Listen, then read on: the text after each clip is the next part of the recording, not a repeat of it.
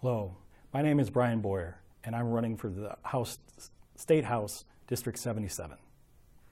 In 1920, with unemployment surging from 4 to 12%, a record debt, and GDP in a nosedive, Warren Harding brings in Andrew Mellon as Secretary of the Treasury.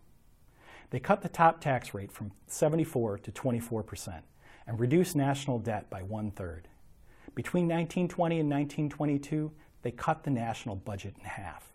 The result? The Roaring '20s, one of the largest periods of economic prosperity this country has ever seen. With what seems like the same situation today, why would we not follow through with the same plan? Dramatically cut taxes and chop all discretionary funding out of Michigan's budget. This would restore incentive for hard work, and innovation and expansion would logically follow.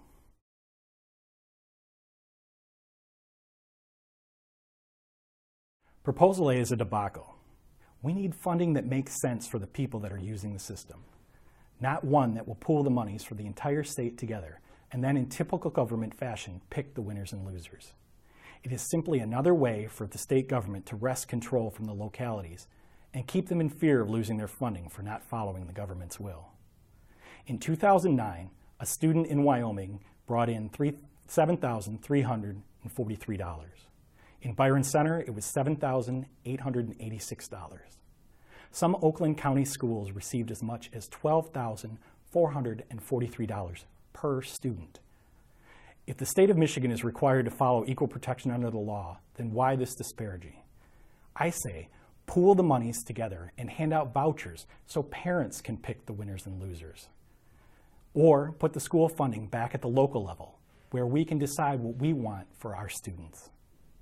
As it stands right now, Byron Center was not even allowed to attempt to pass a millage to cover our shortfall in state-promised monies.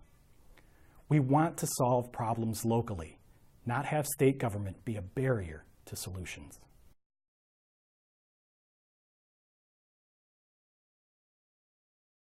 We, the state of Michigan, as well as we, the United States, are in a crisis. The politicians have spent more in 2010 than ever before, just to try to keep the imminent crash hidden until after the elections. But it is coming.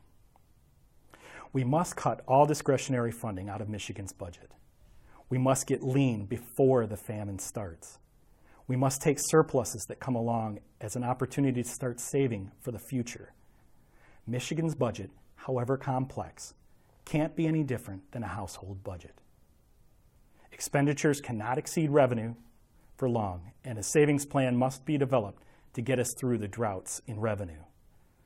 Politicians in Lansing are sitting around arguing about what color to paint the walls in a home that the bank is coming to repossess in the morning.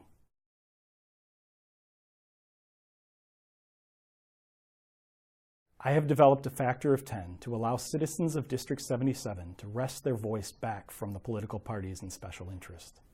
It is a plan where everyone with an idea can attempt to move it up through the councils to gain acceptance, as well as for the people to hold their representative accountable.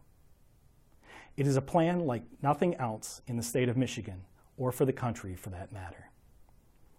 It would revolutionize the way that we select our representatives in the future, as people are stepping up on a smaller scale to get a closer look at the work of the representative.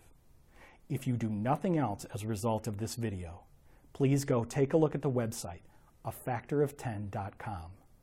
It will give you pause on pulling a lever for a straight party ticket.